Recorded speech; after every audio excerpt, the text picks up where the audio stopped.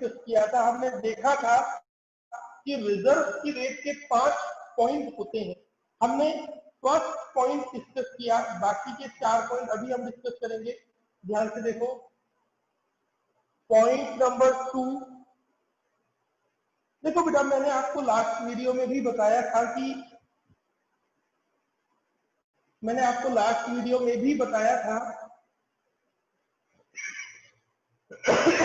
Sorry, reserve हमेशा equity share से related होते हैं, इसलिए रिजर्व की रेट इक्विटी शेयर पर ही डिपेंड करती है। अगर शेयर होल्डर की पर्सनल टैक्स रेट क्वेश्चन में गिवन नहीं हो तो हम हमेशा ये मानेंगे कि शेयर होल्डर की जो रेट है वो इक्विटी की रेट के ही बराबर है। अब दूसरी situation, when personal tax rate of shareholder is given। अगर क्वेश्चन में शेयर होल्डर की पर्सनल टैक्स रेट दे रखी है तो KR is equal to KE multiplied by 1 minus PP multiplied by 1 minus brokerage. अब बेटा KE आप सब जानते ही हो, PP क्या है? PP है personal tax rate of share holder,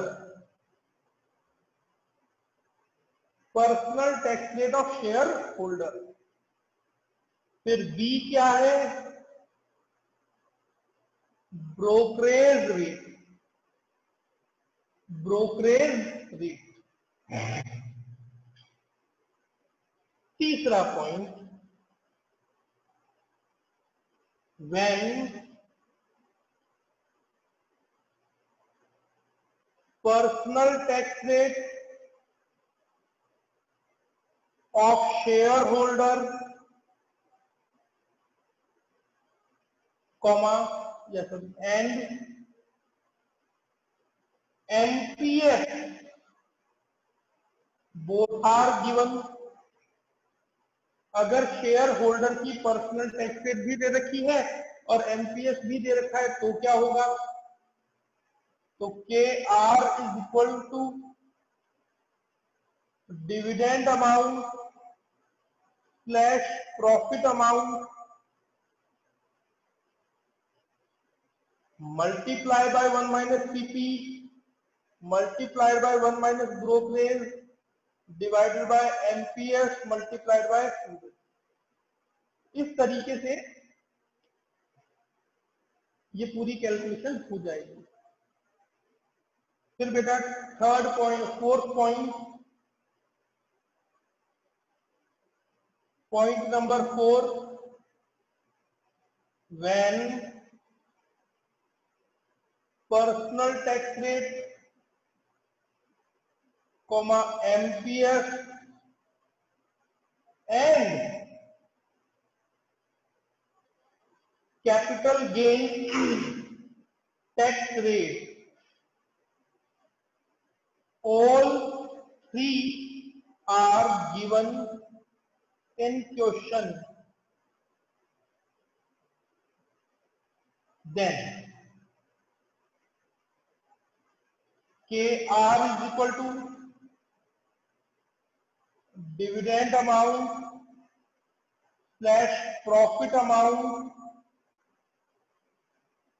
multiply 1 minus PP multiply 1 minus brokerage divided by NPS multiply 1 minus TC whole multiplied by 100। अब बेटा ये TC क्या है? TC capital gain tax rate. ये जो TC है ये क्या है? Capital gain tax rate.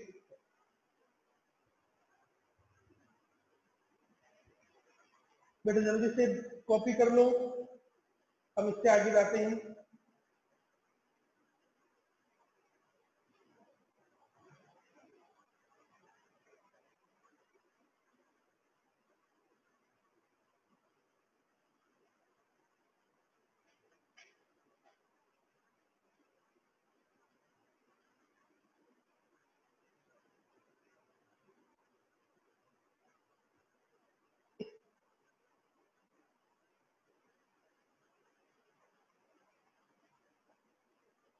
अब बेटा ध्यान दो, रिजर्व में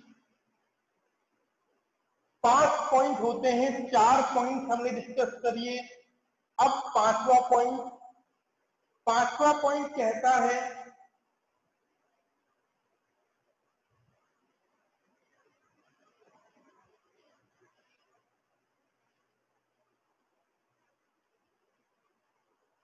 point number 5, when personal tax rate, MPS and annual growth rate, all three are given। Question में पर्सनल टैक्स रेट, MPS और एनुअल ग्रोथ रेट तीनों चीजें दे रखी हैं, तो क्या होगा कि R is equal to dividend amount DPS divide by MPS multiplied by 100 sorry plus G multiplied by 100 फिर whole multiplied by 1 minus CP whole multiplied by 1 minus brokerage. तो बेटा इस तरीके से रिजर्व की रेट को निकालने के 5 पॉइंट्स होते हैं। These points are depend upon the formula is depend upon information given in question। जो इंफॉर्मेशन क्वेश्चन में दे रखी है उसके अकॉर्डिंग ही फॉर्मूले का सिलेक्शन किया जाएगा, फॉर्मूला लगाया जाएगा। वापस समझो, अगर क्वेश्चन में पर्सनल टैक्स रेट नहीं दे रखी तो जो केई है वही KR होगा। अगर क्वेश्चन में सिर्फ पर्सनल टैक्स रेट दे रखी है तो पॉइंट नंबर 2 के R is equal to KE multiply 1 minus CP यानी personal tax rate multiply by 1 minus brokerage. तीसरी सिचुएशन, अगर क्वेश्चन में पर्सनल टैक्स रेट के साथ साथ MPS भी गिवन है तो dividend amount multiplied by 1 minus CP multiplied by 1 minus brokerage divided by MPS multiplied by 100। चौथी सिचुएशन, अगर क्वेश्चन में पर्सनल टैक्स रेट, MPS और कैपिटल गेन टैक्स रेट तीनों चीजें गिवन है तो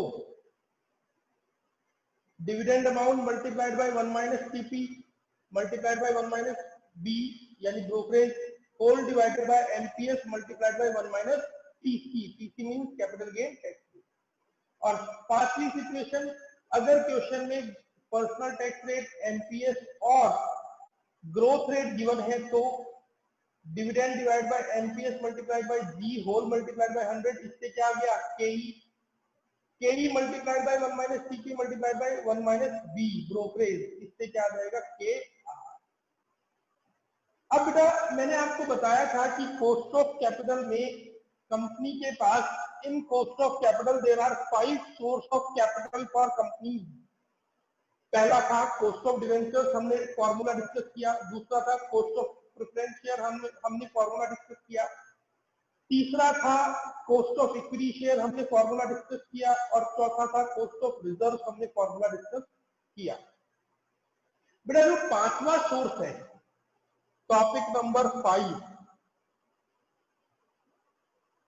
कॉस्ट ऑफ लोन या टर्म लोन KL, जो पांचवा सोर्स है वो है कॉस्ट ऑफ लोन या टर्म लोन KL। बेटा loan is always before tax. Loan जो होता है वो हमेशा बिफोर टैक्स होता है। Loan is always repayable. Loan का हमें रीपेमेंट करना ही पड़ता है, हमेशा रीपेमेंट होगा, repayable.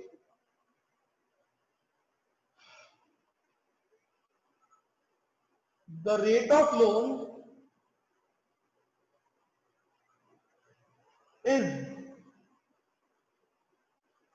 always given in question, always given, हमें क्वेश्चन में लोन की रेट हमेशा दी हुई होगी, लेकिन but the given rate is before, लेकिन ये जो गिवन रेट है ये before tax, and we must convert such rate into after tax, और हमें इस रेट को आफ्टर टैक्स में कन्वर्ट करना पड़ेगा।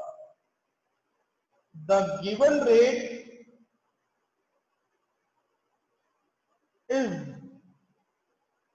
ऑलवेज बिफोर टैक्स, ये जो गिवन रेट है ये हमेशा बिफोर टैक्स होती है, and such rate must be converted into after tax, और ये जो रेट है इस रेट को हमें आफ्टर टैक्स में कन्वर्ट करना पड़ता है। कुछ भी हो, कैसी भी सिचुएशन हो, इसे हमें आफ्टर टैक्स में कन्वर्ट करना पड़ेगा। तो ये कैसे कन्वर्ट होगा?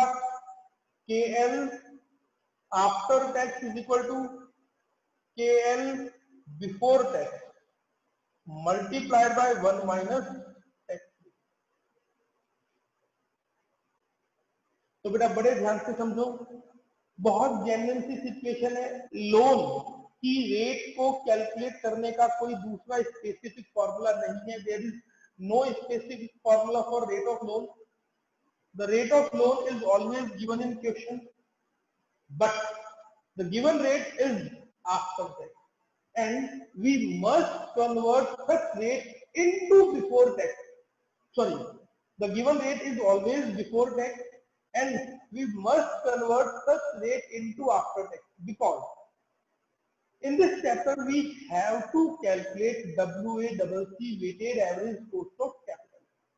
The cost of capital chapter is entirely depend upon WACC, weighted average cost of capital, and when we calculate weighted average cost of capital, जब हम cost of capital WACC weighted average cost of capital निकालते हैं, then all kind of rates must be after tax. तो जितनी भी rate है वो after tax में होनी चाहिए। That's why such loan rate will be converted into after tax. तो बेटा वापस समझते हैं, कॉस्ट ऑफ कैपिटल जो चैप्टर है, कॉस्ट ऑफ कैपिटल में बेसिकली 6 टॉपिक्स होते हैं। हमने 5 टॉपिक डिस्कस किए हैं, 6 टॉपिक हम लोग नेक्स्ट वीडियो में कल डिस्कस करेंगे। जो 5 टॉपिक हमने डिस्कस किए हैं वो है, पहला कॉस्ट ऑफ डिवेंचर्स। डिवेंचर्स हमेशा बिफोर टैक्स होते हैं। डिवेंचर्स की 2 सिचुएशन होती है, रिडीमेबल, इरिडीमेबल। दोनों ही सिचुएशन क्वेश्चन में गिवन हो सकती है, बट जो रेट है वो बिफोर टैक्स थी, और हमें उस बिफोर टैक्स रेट को आफ्टर टैक्स में रिकैलकुलेट करना पड़ता। दूसरी सिचुएशन, दूसरा topic preference share. Preference share are always after tax, preference share हमेशा आफ्टर टैक्स होते हैं। प्रेफरेंस शेयर में भी 2 सिचुएशन हो सकती है, रिडीमेबल और इरिडीमेबल। हमारी जो सिचुएशन है रिडीमेबल और इरिडीमेबल दोनों ही हो सकती है, बट जो गिवन रेट है हम उसी को कंसिडर कर सकते हैं if additional information are not given. It means when we calculate WACC and there is no additional information regarding preference share are given, जब हम WACC निकालते हैं और preference share से related कोई additional information given नहीं होती, then we can use such given rate for solution because the rate is already in after tax method. Third situation, cost of equity share.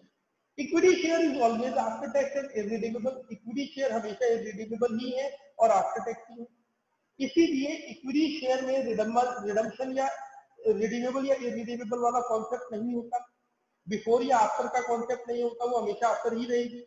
लेकिन equity share की जो rate है वो 3 points पर depend करती है, क्वेश्चन की इंफॉर्मेशन पर डिपेंड करती है। ये क्वेश्चन की इंफॉर्मेशन क्या क्या है, उस अवेलेबल इंफॉर्मेशन पर, क्वेश्चन की इंफॉर्मेशन पर डिपेंड करती है इनकी रेट।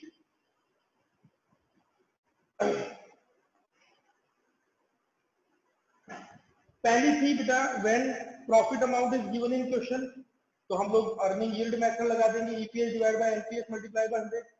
दूसरी थी when dividend amount is given in question, तो हम दूसरी सिचुएशन लगा देंगे dividend yield method DPS divide by NPS multiply 100। और तीसरी सिचुएशन थी जब ग्रोथ रेट दे रखी हो, तो हम लोग ग्रोथ वाला फॉर्मूला लगा देंगे D divide by NPS plus G multiplied by 100। ऐसे ही results are always after tax and irredeemable, क्योंकि रिजल्ट्स तो हमारी ओन फंड है, वो तो हमारे रिजल्ट्स के पास है।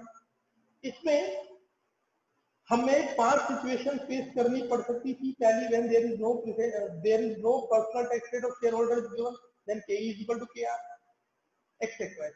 और लास्ट टॉपिक है बेटा केएल लोन।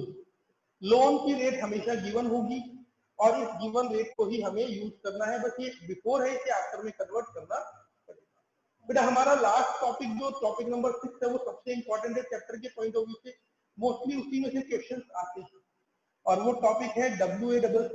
वो WACC टॉपिक हम लोग नेक्स्ट वीडियो में डिस्कस करेंगे। दैट्स ऑल बेटा, thank you for watching.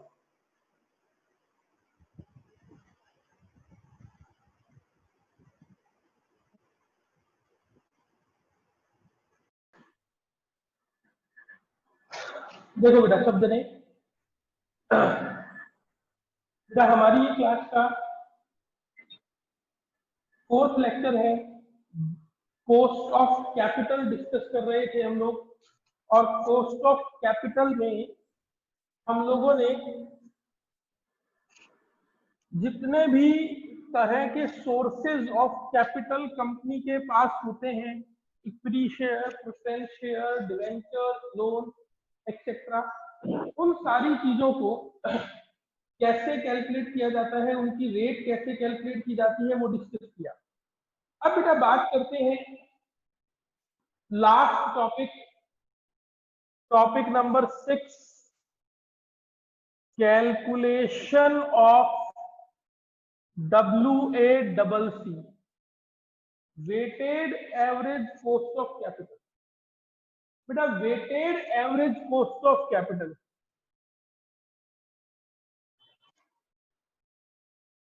Weighted average cost of capital बेटा सबसे इंपॉर्टेंट टॉपिक है एग्जामिनेशन पर्पस से या इस कॉन्सेप्ट के पर्पस से। बेसिकली WACC होता क्या है? WACC एक ऐसा कॉन्सेप्ट है जिसमें हम ये अज्यूम करते हैं कि एक कंपनी ने बहुत सारी चीजों से फंड अरेंज किया है, सोर्स ऑफ फंड लिया है। अब अगर वो एक कंपनी बहुत सारी चीजों से पैसे अरेंज करेगी,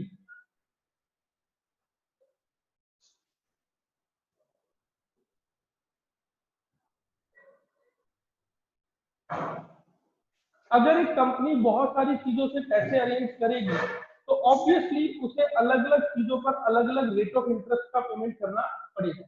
अगर ऐसा है तो ऑब्वियसली उसके लिए रेट ऑफ इंटरेस्ट जो है वो डिफरेंट है और उन्हीं सारी चीजों की रेट ऑफ इंटरेस्ट का एक कंबाइंड रेट, एक कॉम्बिनेशन क्रिएट करना है। उसी कॉम्बिनेशन को हम लोग WACC या weighted average cost of capital कहते हैं। Basically WACC weighted average cost of capital एक कॉम्बिनेशन है जो सभी तरह की कॉस्ट ऑफ कैपिटल या सभी तरह की रेट ऑफ इंटरेस्ट का एक मर्ज करती है। ध्यान से समझना बेटा, WACC के 2 मेथड होते हैं, बुक वैल्यू मेथड और मार्केट वैल्यू। जनरली अगर क्वेश्चन में अमाउंट डायरेक्टली गिवन है, सभी चीजों के सोर्सेज के सभी चीजों के अमाउंट गिवन है, जैसे इक्विटी शेयर की अमाउंट, प्रेफरेंस शेयर की अमाउंट, डिवेंचर्स की अमाउंट ऑलरेडी गिवन है, तो हम इसे बुक वैल्यू मेथड से सॉल्व करते हैं। अगर क्वेश्चन में किसी भी तरह की कोई एडिशनल इंफॉर्मेशन नहीं हो तो हम इसे हमेशा बुक वैल्यू मेथड से सॉल्व करते हैं। दूसरी situation market value method. Generally question में सभी चीजों की रेट गिवन होती है, बट साथ ही एडिशनल इंफॉर्मेशन में उन सभी चीजों की मार्केट वैल्यू भी दी हुई होती है, जैसे like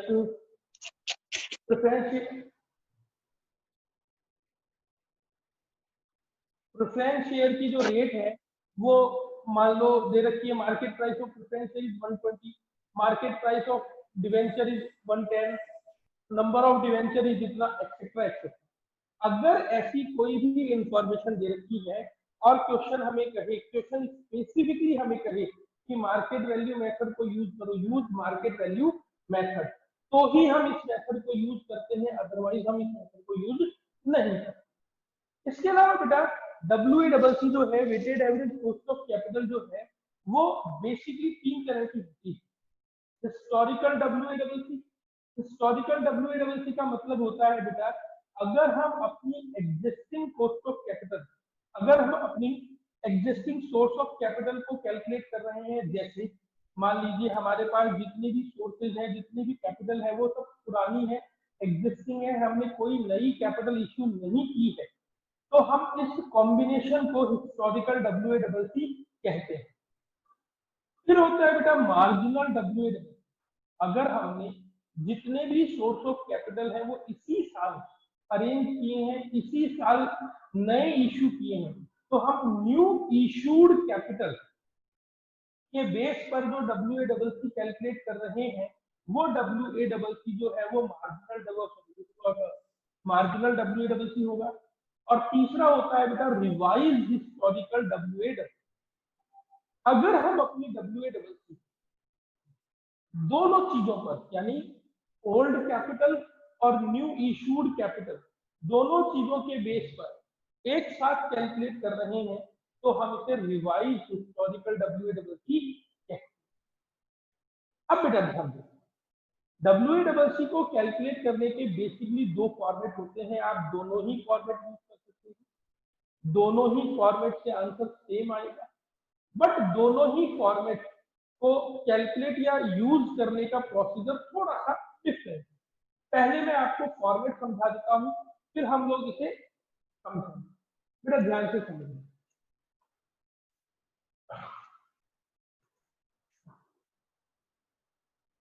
format number 1, calculation of WACC in normal manner. Normal तरीके से अगर आप WACC निकालना चाहते हो तो वो कैसे निकले? सबसे पहले सोर्स ऑफ कैपिटल अमाउंट, फिर आफ्टर टैक्स रेट। बेटा एक चीज का ध्यान रखना, when we calculate WACC, जब भी हम WACC कैलकुलेट करेंगे, then all kind of rate must be after, जितनी भी तरह की रेट्स है वो आफ्टर टैक्स होनी चाहिए। अगर आपके पास कोई भी रेट है जो बिफोर टैक्स के नेचर में है, तो हम उसे कंसिडर नहीं कर सकते। बड़े ध्यान से सुनना बेटा, होता क्या है मैं आपको समझाता हूँ। हमारे सामने 5 तरह की रेट्स हैं बेटा, 5 तरह के सोर्सेज हैं, equity share, preference share, debenture, loan और रिजर्व। बेटा इक्विटी शेयर हमेशा आफ्टर टैक्स होता है, यानी अगर क्वेश्चन में इक्विटी शेयर की रेट गिवन है तो वो हमेशा आफ्टर टैक्स ही होगी, उसे रिकैलकुलेट करने की रिक्वायरमेंट नहीं। प्रेफरेंस शेयर हमेशा आफ्टर टैक्स होता है, इट मींस अगर क्वेश्चन में प्रेफरेंस शेयर की रेट गिवन होगी तो वो हमेशा आफ्टर टैक्स ही होगी, हमें उसे रिकैलकुलेट करने की रिक्वायरमेंट नहीं। रिजर्व्स की रेट अगर गिवन होगी तो वो हमेशा आफ्टर टैक्स ही होगी, हमें उसे रिकैलकुलेट करने की रिक्वायरमेंट नहीं। लेकिन डिवेंचर्स और लोन, डिवेंचर और लोन 2 ऐसी चीजें हैं जिनकी रेट हमेशा बिफोर टैक्स होती है। बाय डिफॉल्ट डिवेंचर्स और लोन जो होते हैं वो हमेशा बिफोर टैक्स होते हैं, और हमें इनकी रेट को आफ्टर टैक्स में कन्वर्ट करना ही पड़ेगा, क्योंकि ये बिफोर टैक्स रेट कभी भी हम यूज नहीं कर सकते। अब ध्यान दो बेटा, rate must be after tax, total interest slash dividend. तो इस तरीके से बेटा it is a 4 column statement, ये एक 4 कॉलम का स्टेटमेंट होता है। सबसे पहले सोर्स ऑफ कैपिटल, बेटा हमारे सामने 5 तरह की चीजें हो सकती हैं, तो 5 चीजों के नाम लिख लो। Equity share, preference share, debenture, loan, reserves and surplus. इनकी अमाउंट, जो भी इनकी अमाउंट है वो लिख लो बेटा। अभी अभी मैंने आपको बताया कि अगर बुक वैल्यू मेथड है तो इनकी अमाउंट क्वेश्चन में गिवन होगी, और क्वेश्चन में कोई एडिशनल इंफॉर्मेशन नहीं हो तो हम हमेशा ये मानेंगे कि ये बुक वैल्यू मेथड ही है। बेटा रेट्स के लिए हमें कुछ एफर्ट्स करने पड़ेंगे। बेटा मैं आपको बताऊं, WACC की कैलकुलेशन के लिए 5 सोर्सेज हैं। जनरली 2 या 3 चीजों की रेट हमें क्वेश्चन में गिवन होती है, बट बाकी 2 या 3 चीजों की रेट हमें क्वेश्चन में गिवन नहीं होती। तो जिन 2 या 3 चीजों की रेट हमें क्वेश्चन में गिवन नहीं होती, उनसे रिलेटेड एडिशनल इंफॉर्मेशन हमें गिवन होगी, और उन्हीं एडिशनल इंफॉर्मेशन को फॉलो करके सबसे पहले हम उन मिसिंग आइटम्स की रेट ऑफ इंटरेस्ट कैलकुलेट करेंगे, और उसके बाद वो रेट ऑफ इंटरेस्ट हम यहाँ पुट कर देंगे, जिससे हम अपनी WACC कैलकुलेट कर पाए। ये column number 1, column number 2, 1 multiply 2।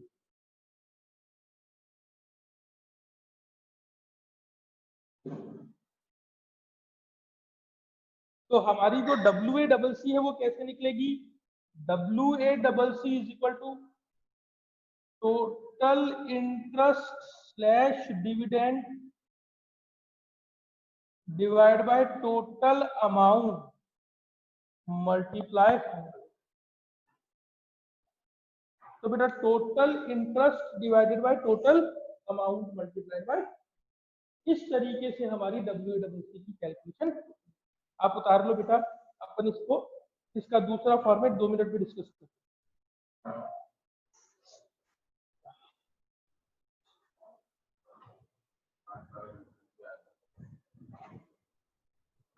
क्यों कीजिए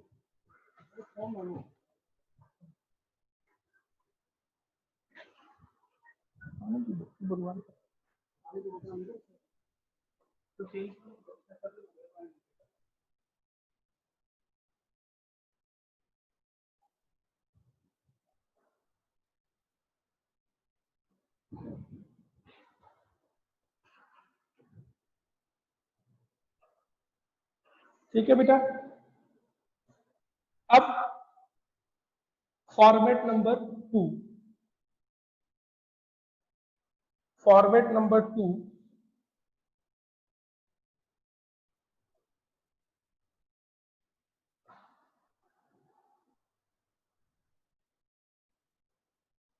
समझो। WACC की कैलकुलेशन के लिए बेटा हम लोग एक फॉर्मेट यूज करते हैं। फॉर्मेट क्या है? अगर क्वेश्चन में वेट्स गिवन होते हैं तो हम लोग ये फॉर्मेट यूज करते हैं। Weight are given, source of capital same, 5 चीजें हैं, अमाउंट सेम।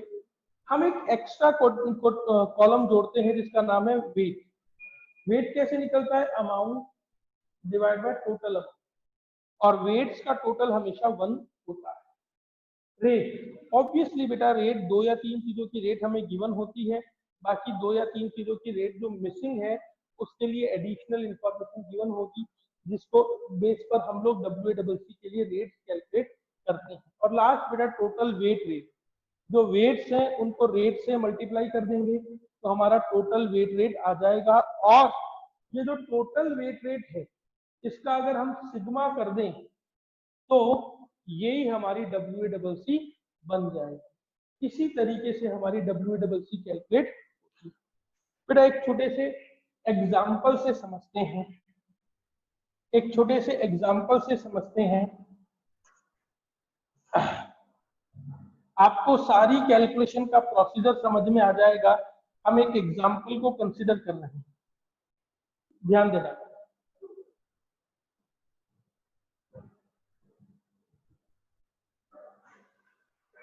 देखो बेटा, एक एग्जाम्पल हम लोग ले रहे हैं। X limited has, x limited के पास क्या है? Equity share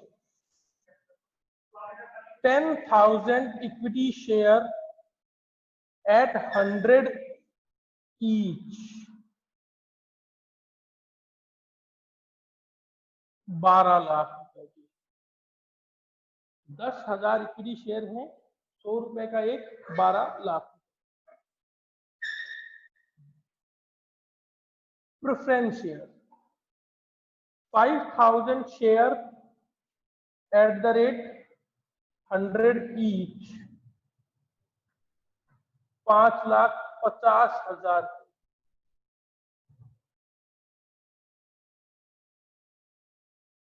debenture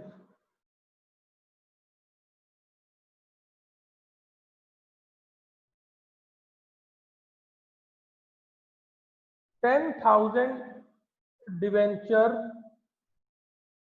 at the rate 100 each,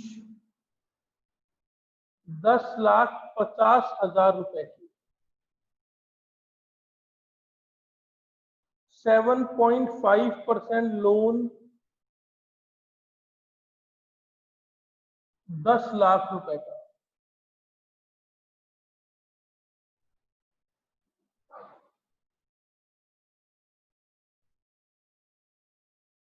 और रिजर्व्स एंड सरप्लस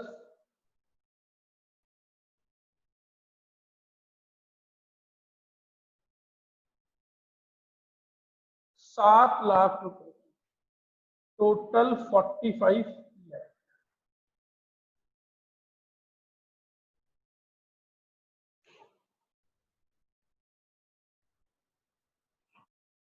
ध्यान दो बेटा, शब्द नहीं। तो ये हमारी कंपनी का कैपिटल स्ट्रक्चर है।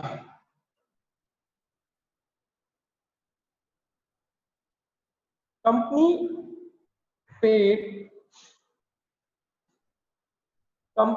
just paid ₹7 per share as dividend, and company have an 6% annual growth.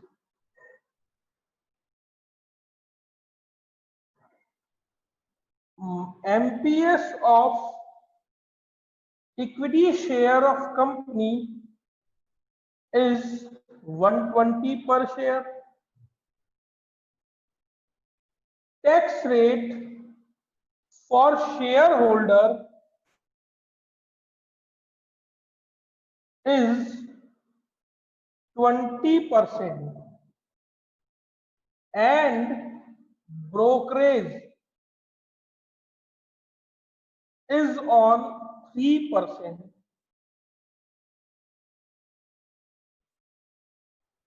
Corporate tax rate is 35%. Calculate WA doubles। ये क्वेश्चन है बेटा, ये एक कंप्लीट क्वेश्चन है। अगर हम बात करें WA के पॉइंट ऑफ व्यू से, तो ये एक कंप्लीट क्वेश्चन है बेटा, समझना ध्यान। होता क्या है, WA में आपको एक कंपनी का कैपिटल स्ट्रक्चर दिया हुआ होता है। आपको एक कंपनी में ये दिया हुआ होता है कि कंपनी के पास कितने रुपए की कैपिटल है, कब है, कितनी है, क्या। जनरली 2 या 3 चीजों की रेट गिवन होती है और बाकी 2 या 3 चीजों की रेट मिसिंग। इस क्वेश्चन में अगर हम ध्यान से देखें तो इक्विटी शेयर की रेट हमें नहीं दे रखी, प्रेफरेंस शेयर की रेट हमें दे रखी है 9%, डिवेंचर्स की रेट हमें दे रखी है 8%, लोन की रेट हमें दे रखी है 7.5%, रिजर्व एंड सरप्लस की रेट हमें नहीं दे। जिन चीजों की रेट हमें नहीं दे रखी होती, उन चीजों के लिए एडिशनल इंफॉर्मेशन जरूर होती। इस क्वेश्चन में एडिशनल इंफॉर्मेशन ये रही, कंपनी ने अभी अभी 7 रुपए का डिविडेंड दिया है और कंपनी की ग्रोथ रेट जो है वो 6% पर एनम।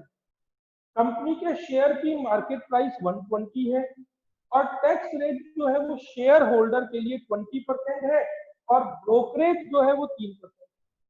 कंपनी के ऊपर जो कॉर्पोरेट टैक्स रेट लगता है वो 35% लगता है, हमें WACC निकालना है। अब बड़े ध्यान से दो तीन बेसिक चीजें। पहली चीज, WACC के लिए दो तरह के मेथड होते हैं, बुक वैल्यू मेथड और मार्केट वैल्यू मेथड। सबसे पहली चीज, क्वेश्चन में मेथड नहीं दे रहा, क्वेश्चन में हमें बोला ही नहीं कि कौन सा मेथड लग रहा है, मेथड पहली चीज। तो एक चीज तो क्लियर होगी बेटा, बुक वैल्यू मेथड लगेगा। तो हम हमारी हेडिंग डाल देते हैं solution, calculation of WACC by book value method. बड़े ध्यान से सुनना, के दो फॉर्मेट, पहला फॉर्मेट जो है वो नॉर्मल मैनर और दूसरा फॉर्मेट जो है when weights are given in question. बड़ा ध्यान देना, इस क्वेश्चन में कहीं पर भी वेट्स वर्ड यूज नहीं हुआ, कहीं पर भी नहीं बोला कि वेट्स यूज करो या वेट के अकॉर्डिंग कैलकुलेशन। इसका मतलब हम लोग नॉर्मल मैनर को ही यूज करेंगे। इस क्वेश्चन में दो चीजों की रेट मिसिंग है, इक्विटी शेयर, तो हमें उन चीजों की रेट निकालनी पड़ेगी, पहली चीज। दूसरी चीज, डिवेंचर्स और लोन, इनकी रेट हमेशा बिफोर होती है, उन्हें हमें आफ्टर में कन्वर्ट करना पड़ेगा। तो बेटा कैसे कैलकुलेशन होगी समझते हैं। Solution, calculation of WACC by book value method.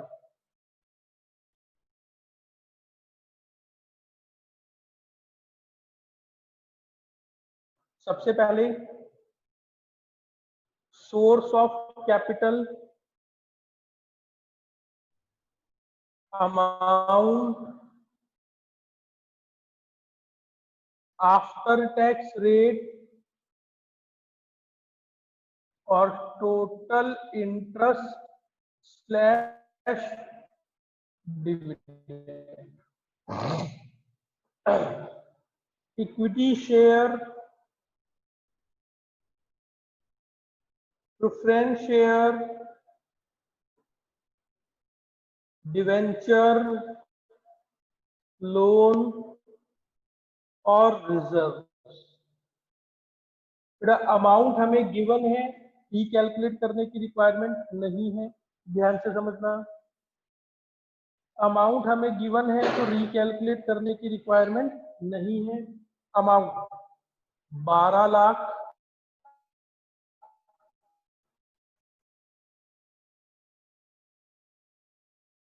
5,50,000, 10,50,000, 10 lakh और 7 लाख।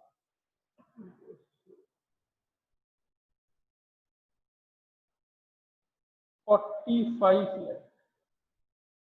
अब बेटा रेट्स और वो भी आफ्टर टैक्स के फॉर्मेट, ये हमारे पास नहीं है। तो बेटा हम एक छोटा सा वर्किंग नोट बना देंगे, हम एक छोटा सा वर्किंग नोट बना देंगे। Working note, calculation of after tax rate, calculation of after tax rate.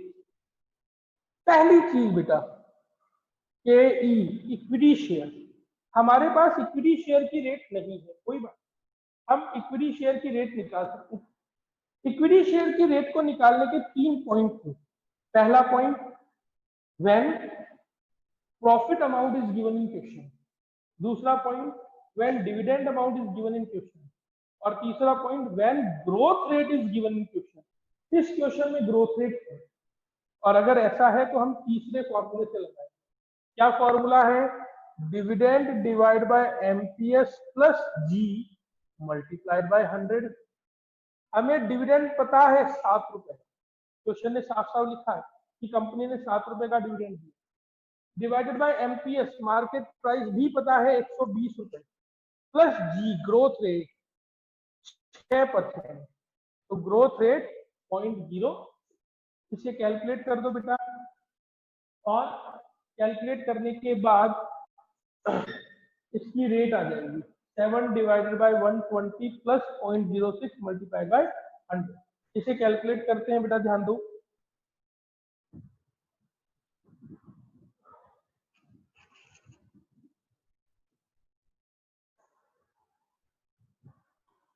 Seven divide by 120 plus 0.06 multiply 100, 11.83%। तो ये आ गया बेटा 11.83%। फिर दूसरी चीज बेटा प्रेफरेंस शेयर केपी, ये हमेशा आफ्टर टैक्स ही होते हैं और गिवन रेट को ही कंसिडर किया जाता है। फिर डिवेंचर्स केडी आफ्टर टैक्स, ये आफ्टर टैक्स कैसे निकलता है? KD before tax multiplied by 1 minus tax. बेटा जो रेट गिवन होती है उसी को बिफोर टैक्स कहते हैं। तो गिवन है 8% multiplied by 1 minus tax rate. Tax rate कितनी है? 35%। तो 8% मल्टीप्लाई 0.65, 5.2%। फिर लोन KL, बेटा सेम सिचुएशन, लोन की रेट हमेशा बिफोर होती है, उसे आफ्टर में कन्वर्ट करना पड़ता है। कैसे करोगे? KL before tax multiplied by 1 minus tax rate.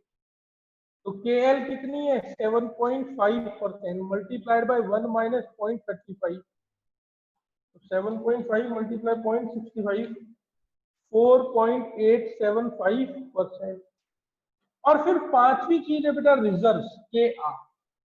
Reserves की रेट को कैलकुलेट करने के लिए 5 सिचुएशन होती है। पहली सिचुएशन थी when personal tax rate of share holder is not given, इसमें तो गिवन है। दूसरी सिचुएशन थी when personal tax rate of share holder is given, given है। तीसरी सिचुएशन थी when personal tax rate of share holder and MPS both are given in question. तो इसमें तीसरी सिचुएशन लगेगी। कैसे लगेगी? Dividend amount multiply 1 minus TP multiply 1 minus brokerage divide by MPS multiplied by 100।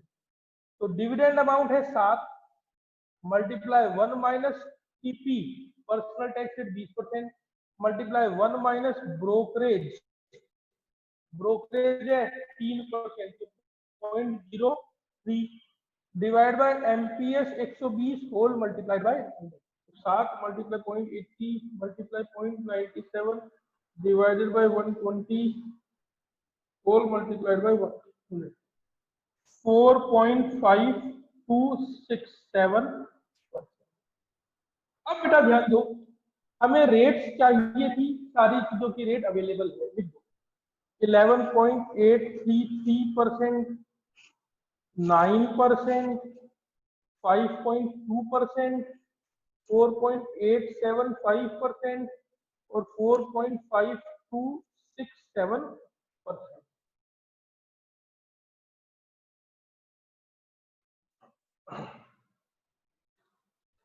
अब 1 और 2, 1 मल्टीप्लाई कर दो बेटा, 12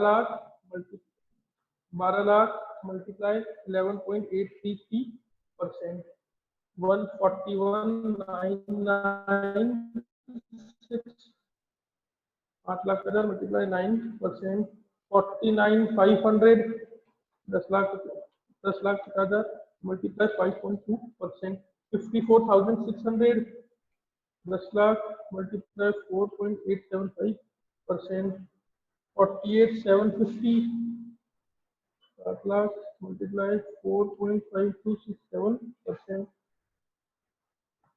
7 लाख मल्टीप्लाई 4.52%, 31,687 टोटल करें।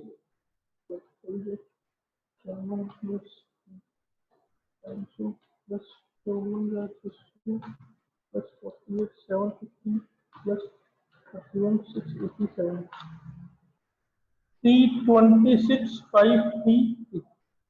तो WACC is equal to total interest slash dividend divided by total amount multiplied by 100.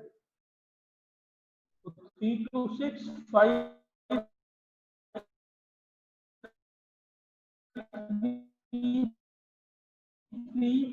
is equal to 45 lakh multiplied by 7.256%. तो बेटा ये है हमारी WA। इस तरीके से पूरा कंप्लीट क्वेश्चन जो है वो होता है।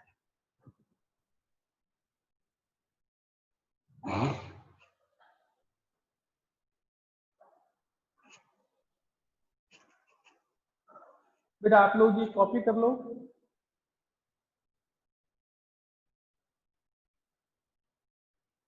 और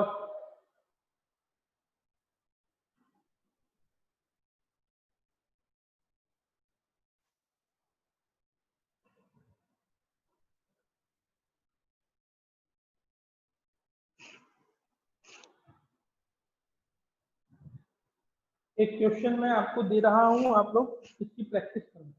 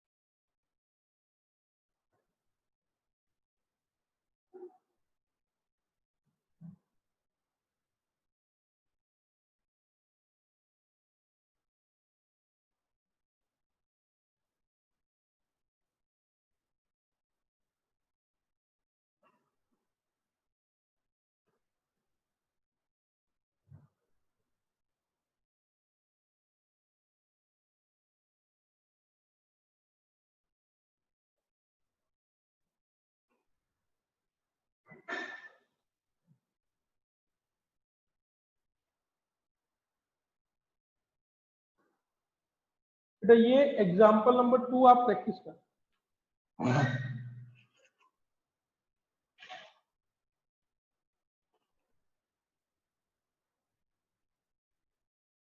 बेटा आज अपन इतना ही करेंगे, कल से हम लोग आपका बुक के एग्जांपल स्टार्ट करेंगे। आज इतना ही करेंगे।